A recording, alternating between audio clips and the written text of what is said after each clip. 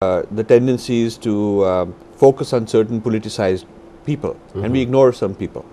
So, for example, if you look at the people in Balochistan, I mean, the Balochistan was not part of Pakistan. So right now Balochistan is part of Pakistan. And it became a part of Pakistan about a decade after independence and after Pakistan was created. So it was for thousands of years its own nation, had its own rulers. British accepted that also. So it merged into Pakistan, but they are not happy. They don't have their rights, and they want to separate. And the human rights of Baluchis are not being considered on the world stage by human rights activists, and you know, because they're also very politicized, who funds them and who sponsors them and so on and so forth.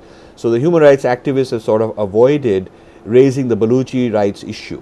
But a Baluchi independence would create a whole different geographical structure and give Afghanistan access to the ocean. They will not be landlocked anymore.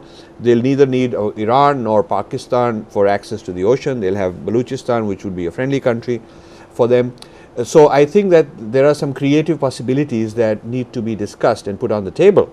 And right now people are afraid to even talk about this. And this is, you're talking about, and this might contain are the Baluchis also target of terrorism? The Baluchis are not, the Baluchis feel that they're being used. I mean, they're an oil-rich country. They don't get any industrial development. They don't get any funding. They're sort of like on the wayside, being used, and their own ethnic identity is being violated. You know, so the Baluchis need, I think, the whole map. The Pashtuns need a homeland. The Pashtuns are they are very fine people if they are not controlled by somebody else. This is a part of Afghanistan. Afghanistan and Pakistan, and this whole northwest frontier, which is not manageable, where there is Bin Laden and all these guys, that whole thing is a Pashtun land. Okay. And their gripe has been that for a very long time they have been, somebody has been ruling them, they've been partitioned off and divided off. So, you know, you have to rationalize the Pakistan and Afghanistan in a different way. It's good to have an experiment and say, okay, there'll be a secular democracy, but 60 years is a long time. That experiment has failed. It's getting worse. It's not getting close towards being a secular or a democracy. It's more of a sham democracy right now, controlled by the army and the mullahs in combination. And the democracy is kind of a nice facade.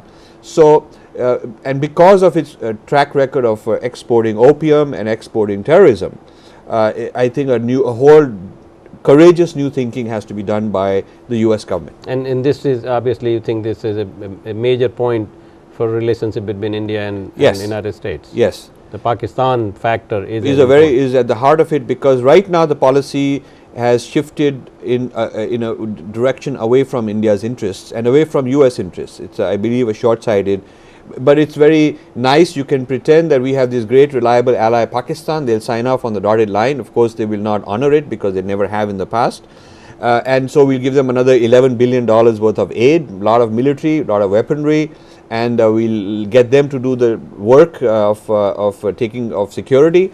But what we are doing is feeding a nuclear power which is highly Islamized, and which is in many ways infiltrated by the Taliban. The Taliban have their graduates from the madrasas are asked to go and join the army.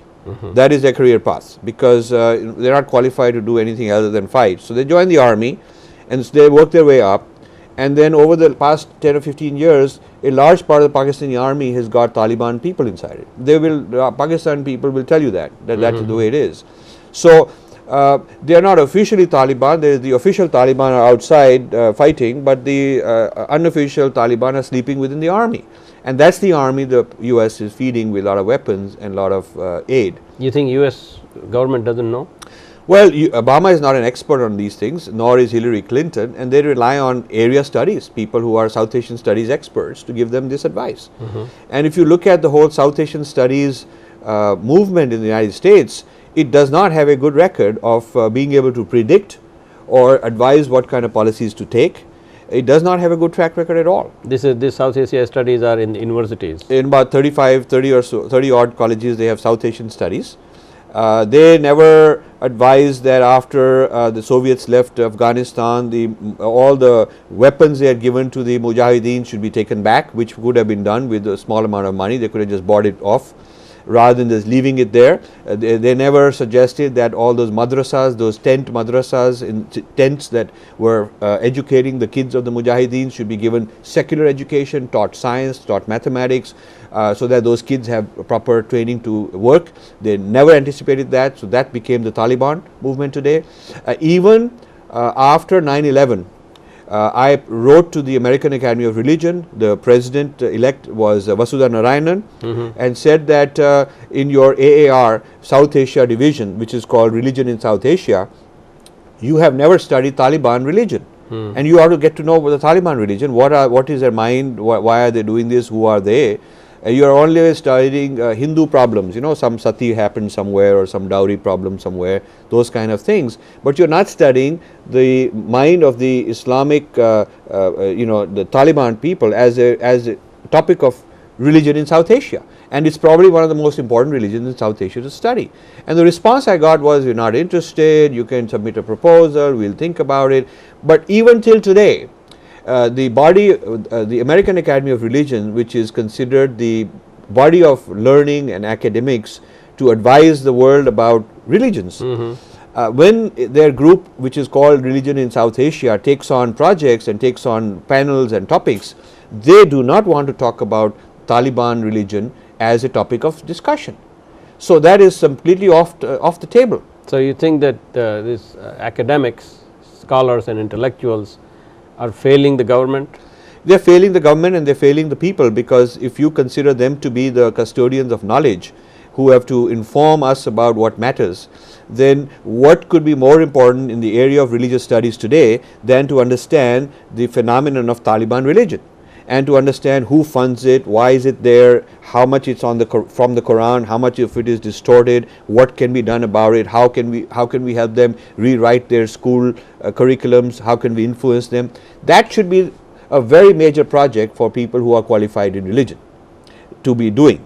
But there is no project like that. But what's the role of media? I mean, is the media people also in the same category? Media is, I am disappointed that media reporting was criticized in the case of Iraq for being very one-sided. They would there was a certain ideology they would present, and the other views they would not present. And you're hearing similar things in the case of Afghanistan also. I mean, there are media gatekeepers, and they are called gatekeepers, and their job is to take the 100 stories that get in and figure out which one is going to get played, and the other 99 don't get played, and that's the way media works. So the question is, who are these gatekeepers? What is their ideology? What are their networks of influence? Who puts them there? Who funds them? And that's a huge study that people in universities who major in media and journalism, they look at the issues of bias. But by the time they graduate, they have to get a job, they have to become part of the system. So then, the idea of revolting from within has not taken shape. So the basic Gandhian instinct is not there. I think the internet is a kind of a Gandhian